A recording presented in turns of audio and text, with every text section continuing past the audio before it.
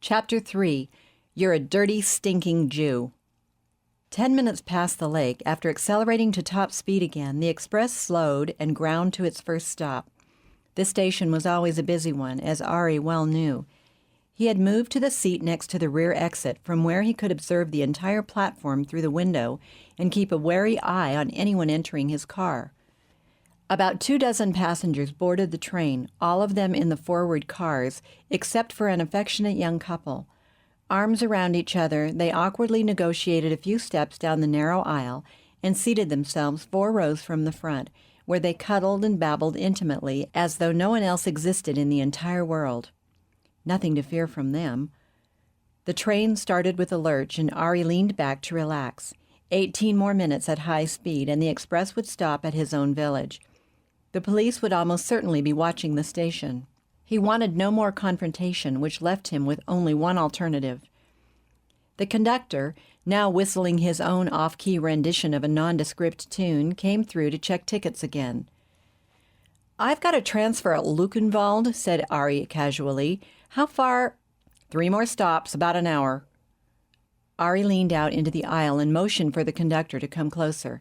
The man bent his huge frame down, and Ari confided in a low voice, "Some bug got me, keeps me going to the WC. If you come through and I'm not here, you'll know where I am." "I won't go looking for you," came the easy response with a wink.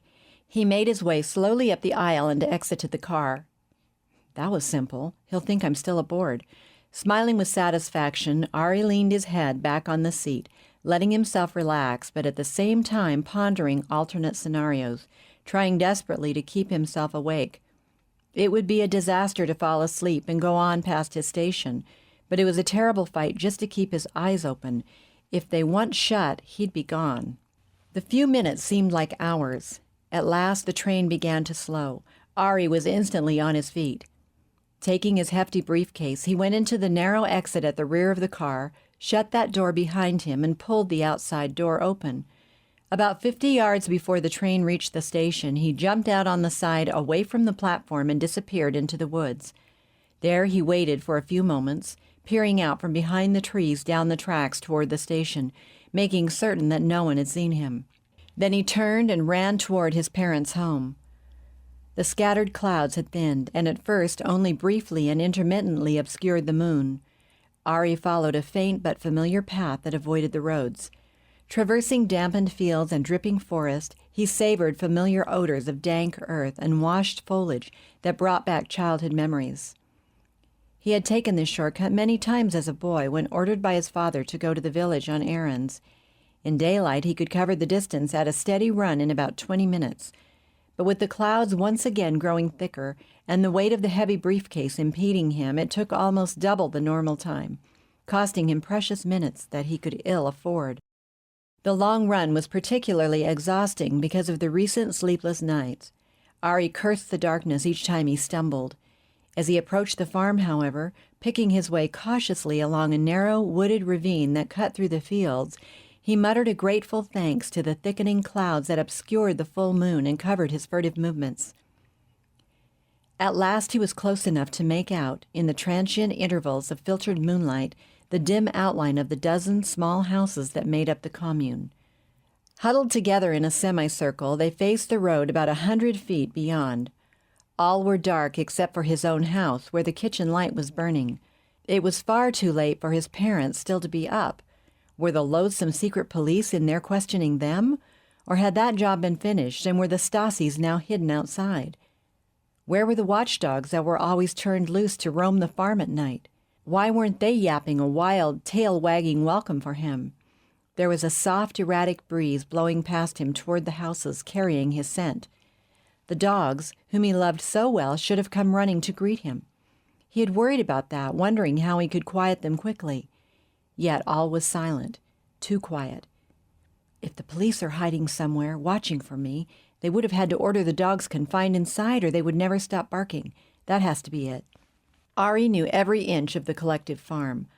Cautiously, he circled to his left, following the shallow, tree-lined gully that skirted the cluster of farm buildings and marked the border between them and the surrounding acres of freshly plowed and planted soil. Nothing. At last he approached the narrow, graveled lane that led from his village to the next one a few kilometers away. He stood motionless for several minutes, pressed against the trunk of a tall poplar tree, trying desperately to pierce the darkness along the road and through the trees toward the houses, every faculty straining to detect the slightest sound or faintest odor. Was that a whiff of tobacco exuding from someone's breath or clothing? It came and went so quickly on the light and shifting breeze that he couldn't be sure. A twig snapped over to his right. Ari turned his head quickly and tried to pierce the impenetrable darkness. The noise had been so slight and fleeting. Perhaps his imagination was beginning to play tricks. Suddenly there was that faint and elusive odor of tobacco again. This time he was certain of it. Someone's out there. He could sense their presence now, but where? More minutes passed in motionless alert as Ari pressed against the tree trunk, ears and eyes straining to locate his hidden stalkers. Did they know he was here? For a brief moment the clouds parted, and his eyes caught the glint of moonlight on a windshield, a car hidden in the trees just to his right and only a few yards behind him. He had walked within a few feet without seeing it. Had they seen him? Ari crouched low and waited for the clouds to part again, but the darkness only thickened. Suddenly a match was struck, briefly illuminating a man's face not more than 50 feet away. Ari heard the match blown out, saw the red glow of a cigarette, then smelled the burning tobacco. One enemy located. Where were the others? The smoker was hiding on the edge of the narrow finger of fir and birch that extended up out of the gully that Ari had been following and onto a small promontory. It commanded a view of the country lane and each of the houses.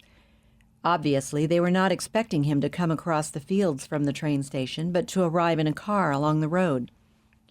Ari cautiously re-entered the fringe of brush and trees and began moving in the direction of the red glow that appeared each time the smoker took a drag. How often he had crept among these very trees, playing hide-and-seek as a boy, never dreaming he would return one day for this deadly game. Thankfully, there had been enough rain to soak the ground so that he could move across dead leaves without making a sound. Of course, if he could move noiselessly, so could they.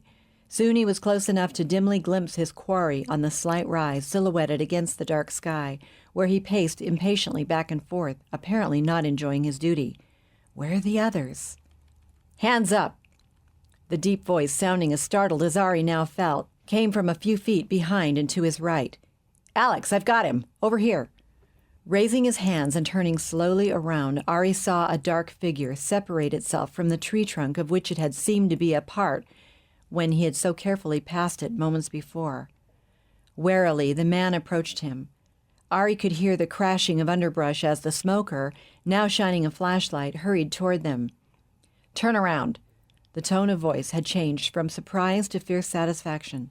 "Hands on top of your head." Ari made as though he were obeying just as the first beam of the flashlight came through the trees and hit his captor momentarily in the eyes. In that instant, in a smooth but swift motion that almost seemed to be part of his submissive turning around, Ari's leg lashed out. Just as his foot made contact with the weapon, he heard it go off and felt a searing pain on the side of his head. In another swift motion, he whirled to face the second man. Ari's other foot nearly took his opponent's head off, sending him crashing into the tree that he'd been hiding behind, where he slumped and lay still. Ari was now on the ground, Luger in hand. 2 shots from the man with the flashlight, now turned off, passed through the space he had just vacated. Ari answered with 2 shots of his own, aimed at the fleeting pinpoints of fire that had come from his quarry's gun. The quick burst of gunfire echoed into the distance, then eerie silence. A heavy mist had settled in, and the accumulated moisture was beginning to fall from soaked leaves. The haphazard droplets provided the only sound as Ari lay in the mud and wet leaves, listening for any movement that would betray the presence of the rest of the team. Could there have been only 2? His head was throbbing where the bullet had grazed him. Cautiously probing fingers came back wet with warm fluid. Thankfully, the wound was scarcely bleeding. A close call. Beyond the trees and barn, Ari saw lights go on in several houses. Dogs barked briefly, were called hurriedly back inside, then silence again, punctuated by the now steady dripping. He waited, not moving a muscle, listening. 1 minute, 2, 3, 5, 10. Precious time. One by one, the lights went out. No one had come outside to investigate. They wouldn't dare. Motionless, Ari continued to strain his eyes and ears, but still there was no movement that he could detect, either from the man he had shot at or from the one lying just behind him. "Alex, I've got him." Those words still ringing in his memory seemed to indicate that these two had been stationed there alone. Hugging the ground, Ari pulled himself in imperceptible increments back toward the motionless form. There was no sign of pulse or breathing. The man's head was at an impossible angle, his neck apparently broken. Still no sound from Alex. Nothing except the light falling of rain and steady dripping. He had squandered far too much time already. Jumping to his feet, Ari moved silently and swiftly from tree to tree. He almost stepped on the crumpled form before he saw it. A quick examination told him that this man was also dead. With trembling fingers, Ari felt through the dead man's pockets for car keys, but found none. Rising slowly to his feet, he felt a sudden wave of nausea and had to grab a tree to steady himself. Never had he killed a fellow human being, nor been so close to death himself. Half dazed now, Ari made his way back to the other victim and went through his pockets. Still no keys. They're in the car. Okay. Hurrying out of the woods, he ran across the few yards of open terrain to the cover of the barn, then moved quickly along its exterior to the other end, where he peered cautiously around a corner at the houses. All was quiet and dark, except for his own house. The kitchen light was on. Were there more police inside? No, they would have come running at the sound of shots. Noiselessly, he approached the window and peered inside. Revulsion swept over him. There he sat, the tall, familiar hulk hunched over the table, drinking the beer he loved too well and which they could ill afford. There were nearly a dozen empty bottles on the floor. His mother was standing nearby, tearful, unsure, emanating an air of hopelessness that infuriated Ari when he thought of all she had suffered. The words weren't audible, but it was obvious they were having a bitter quarrel. Had they even heard the shots? Cautiously, he circled the house, Luger in one hand, briefcase in the other, searching the darkness for any movement, ears straining to pick up any sound. Nothing. The only door into the tiny dwelling opened onto a narrow pantry from where it led straight through the kitchen. There was no way he could slip in, recover the papers, and get away without being seen. Nor could he wait for them to go to bed. He shuffled his feet on the porch, coughed, then paused a moment before trying the door. It was locked. Knocking loudly, he heard his mother's footsteps approaching. "Who is it?" she called in a tremulous voice. "It's me." There was a gasp of shocked disbelief and a moment's hesitation. Then the door was flung open. "Ari!" He stepped quickly inside and closed the door behind him. His mother threw her arms around him, then drew back and touched his wound tenderly. "You're bleeding. What happened, love?" "I'm okay. It's nothing. Just scratched myself on a dead branch coming through the woods from the station." "Are you sure?" she asked tearfully. "It wasn't the police." "Police?" he asked, feigning surprise at such a question. "They've been looking for you." "They have? Why?" "You don't know?" Ari shook his head. "They were here?"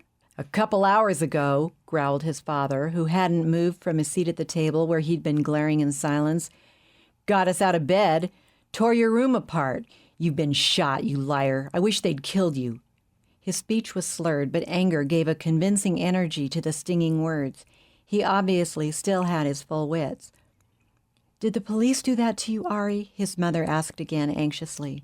She had gotten a clean cloth from a drawer, held it under the tap at the sink, and was now dabbing with it at his wound. "I said it was a sharp branch." Ari pushed her gently away. "I'm okay. Look, I don't have much time."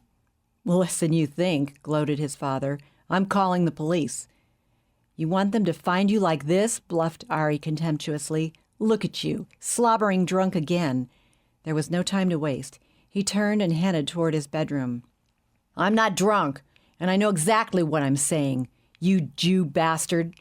Ari whirled around, stung by the ultimate insult, and started toward him. "What did you say, old man? You dare to call me a Jew?" Past all control, the words were flung out once more. "You're a dirty, stinking Jew." He grabbed an empty bottle by the neck and raised it to defend himself as Ari advanced toward him. "Stop! Ari! Franz!" Ari's mother threw herself between the two men as her husband lurched to his feet. "No, he'll hear it. Now. I told you it was a mistake keeping the Jew baby, but you just had to. Now look what you've got. We'll be in prison because of him, unless we turn him in."